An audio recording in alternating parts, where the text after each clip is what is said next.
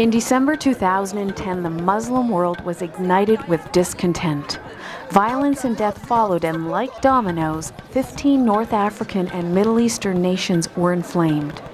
All Muslim, all guilty of widespread government corruption and suppression of the masses, and all avowed haters of the Zionist state that lives within their midst. So what will be the outcome to Israel?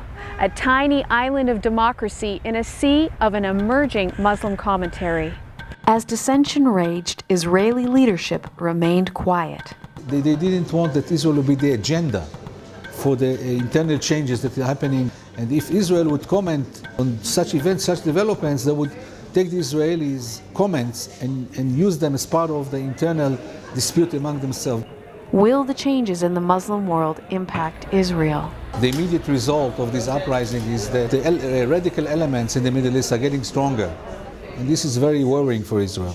Only one day after the violent Palestinian Nakba Day, Israeli Prime Minister Benjamin Netanyahu conceded that Israel was ready to make painful concessions for parts of the homeland. Israel appears more desperate than ever for a formal peace agreement. The Palestinians need simply to recognize Israel's legitimacy and denounce terror, both highly unlikely under the current tenuous Palestinian unity government with Hamas, a member of the radical Muslim Brotherhood.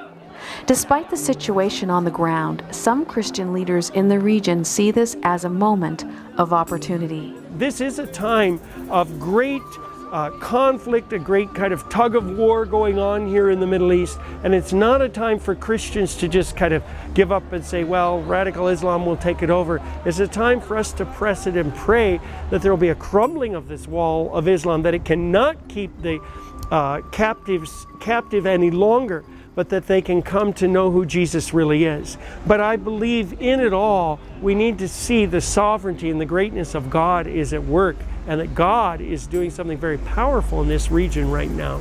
If the flames of revolt turn into flames of revival, the situation on the ground would indeed have a very different outcome for Israel. Marnie Blom, Axe News Network, Jerusalem.